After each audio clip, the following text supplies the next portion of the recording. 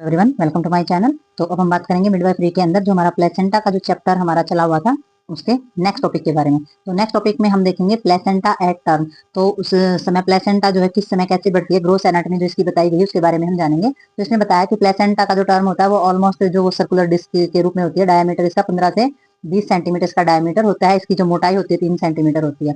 ठीक है। और जो थिकनेस होती है इसकी चारों तरफ जो हमारी जो सभी ओर से जो होती है और जो स्पॉन्जी होती है ये, और इसका वेट होता है 500 ग्राम।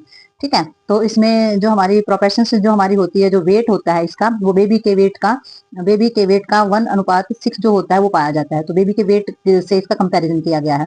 और इसमें जो अबाउट 3% ऑफ पेल्ट्राइन्स वाल, और जो हमारी प्लेसेंटा होती है ना उसका 30% पार्ट जो है वो यूट्रस की जो वाल होती है ना उससे चिपका हुआ पाया जाता है, उससे अटैच पाया जाता है। ठीक है। तो आगे इन्होंने बताया है इट प्रेजेंट टू सरफेस, और इसके ऊपर ना 2 सरफेस पाए जाते हैं। क्या सरफेस है? एक तो फीटल का और एक मैटरनल। ठीक है। एक मदर का हिस्सा जुड़ा हुआ है प्लेसेंटा से, दूसरी तरफ फीटल का हिस्सा जुड़ा हुआ है। ठीक है। और जो पेरिफेरल्स होता है उसमें मार्जिन्स होता है, यानी कि बाहर के हिस्से में, बाहर का हिस्सा जो होता है वो, बाहर के जो पेरिफेरल्स हिस्सा होता है उसमें हमारा मार्जिन्स होता है। ठीक है। हम इसमें जो फीटल सरफेस है उसमें देखेंगे कि फीटल सरफेस है वो कैसे जुड़ा हुआ है। तो इन्होंने बताया फीटल सरफेस जो होता है वो कोरोनिक जो प्लेट होती है वो कवर करके रखती है। स्मूथ और जो चिकनी और जो चमकीली सतह होती है ना ओमियम्स की, तो उससे हमारे ढक करके रखती है अम्बिलिकल कॉर्ड को, जो कि अटैच होती है सेंटर से। ठीक है। तो ये जुड़ी हुई बीच का जो हिस्सा होता है उससे जुड़ी हुई होती है हमारी।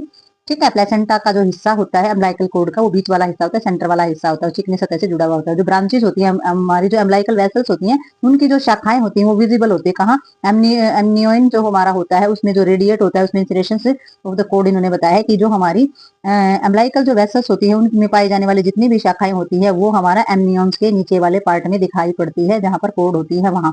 ठीक है। तो वो नीचे दिखाई देती है। दूसरा इन्होंने क्या बताया है कि जो हमारा एमनियोन्स है वो क्या कर सकता है? कैन द पील्ड, यानी कि छील सकता है, off from of the underlining Korean edge of the insulation of the code. तो इन्होंने बताया है कि जो एमनियोन्स होता है वो छीला जा सकता है या छील सकता है हमारा कोरियन से। ठीक है। छील करके उसको अलग किया जा सकता है हमारी जो कोड होती है उसमें।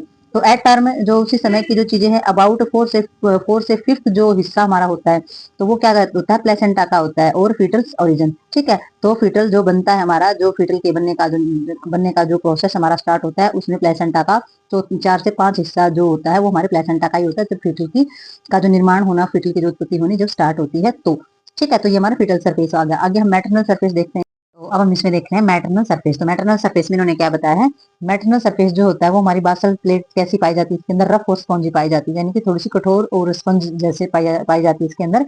और जो मैटरनल ब्लड होता है उसके कारण क्या होता है? डल रेड कलर का पाया जाता है। किसका? प्लेसेंटा का।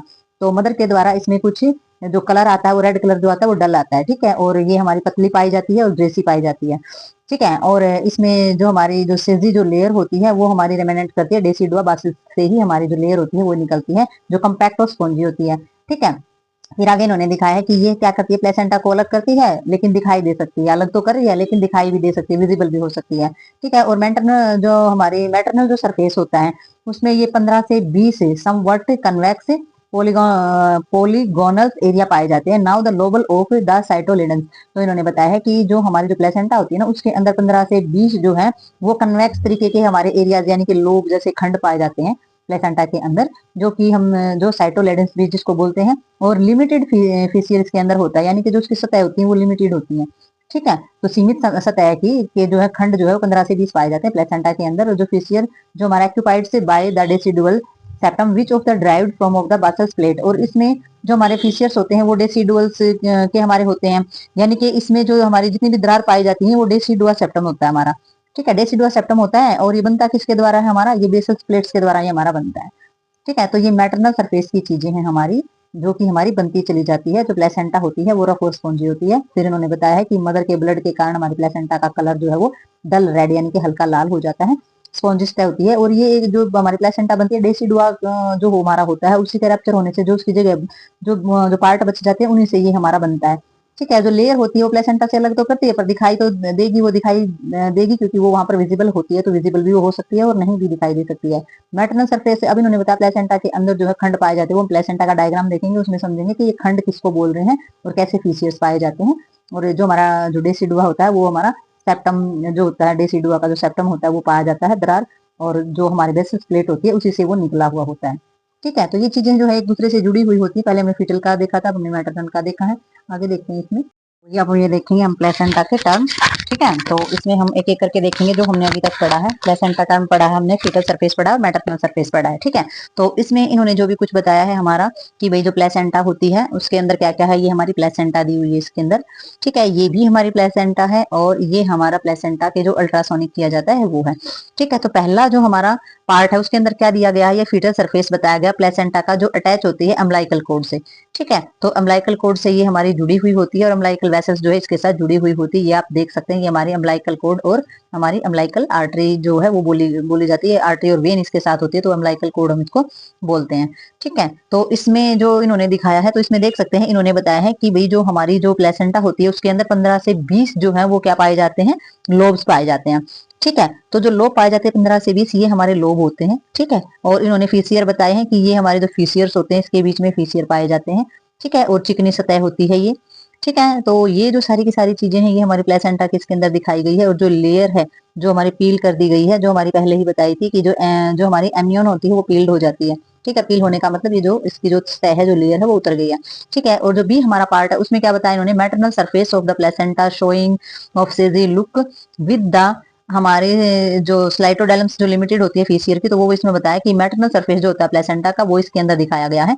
तो मैटरनल में देख सकते हैं ये रेड कलर इसके अंदर क्यों है, क्योंकि मदर का जो ब्लड होता है तो वो डल जो रेड कलर होता है वो मदर के ब्लड के कारण ही इसमें रेड कलर आता है। ठीक है, तो वो हमारा इसमें दिखाया गया है। तो इसमें जो आप देख सकते हैं लोब इसमें हमारे जो है साफ दिखाई दे रहे हैं, जो लेयर उतरने के बाद ये लोबल्स जो है वो इसमें दिख रहे हैं। ठीक है, तो ये सारी यही चीजें इसके अंदर बताई गई हैं फीटल सरफेस से। अब जो ये जो एरिया होता है ये किससे जुड़ा हुआ होता है, नाल जो होती है ये फीटस से जुड़ी हुई होती है। और ये जो एरिया होता है ये किससे जुड़ा हुआ होता है, ये मदर की यूट्रस की वाल से जुड़ा हुआ होता है। जब हम प्लेसेंटा का कंप्लीट डायग्राम करेंगे, जब उसके सर्कुलेशन और स्ट्रक्चर्स को देखेंगे, जो कि हमारा बड़ा डायग्राम होगा, उसको जब हम देखेंगे तो हमें रियल में पता लगेगा कि कौन सा एरिया जो है वो किस सरफेस से हमारा जुड़ा हुआ है। तो ये तो हम अभी भी जानते हैं कि ये वाला जो हमारा एरिया है, ये वाला जो है ये बेबी की नाल से यानी कि बेबी की जो नाभि होती है वहां पर ये अटैच होता है।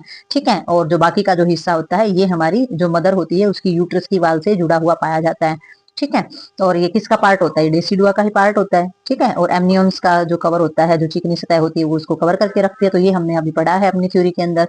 तो ये देख सकते हैं आप, जो ये जब अल्ट्रासाउंड किया जाता है मदर के यूट्रस का तो उसमें हमारा कैसा दिखाई देता है। तो आप देख सकते हैं ये जो पार्ट है ना, इतना ये जो यहाँ तक का पार्ट है ये हमारी प्लेसेंटा का पार्ट है सारा का सारा।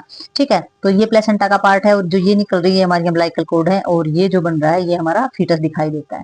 ठीक है, तो जब अल्ट्रासाउंड में जब हम देखेंगे, जब स्क्रीन पर हम देखेंगे तो हमें दिखाई देगा ये प्लेसेंटा पार्ट, ये अम्बिलिकल कोड, ये बेबी से यहाँ पर जुड़ी हुई है और ये बेबी का स्ट्रक्चर है। तो हमें अल्ट्रासाउंड में कुछ इस तरीके से ये दिखाई देता है। ठीक है, तो हम समझ पाएंगे जो हमारी ओरिजिनल जो हमारी प्लेसेंटा होती है वो डिलीवरी के बाद प्लेसेंटा बाहर निकाली जाती है तो ओरिजिनल में ऐसी दिखती है। ठीक है, अब इसका जो स्ट्रक्चर्स होगा, जब हम इसके स्ट्रक्चर्स के बारे में, सर्कुलेशन के बारे में बात करेंगे तो उसमें डेफिनेटली समझेंगे कि उसके अंदर क्या क्या पाया जाता है, कैसे सर्कुलेशन होता है, किस प्रकार की लेयर होती है और क्या क्या अंदर से दिखाई देता है। ठीक है, तो इस वीडियो में हम इतना ही समझेंगे। नेक्स्ट में कुछ नेक्स्ट चीजें समझेंगे प्लेसेंटा के बारे में। तो बहुत इंपॉर्टेंट टॉपिक है, तो बहुत ध्यान से आपने करना है और बहुत ध्यान से इसको समझना है। तो मिलते हैं नेक्स्ट वीडियो में, तब तक के लिए बाय बाय।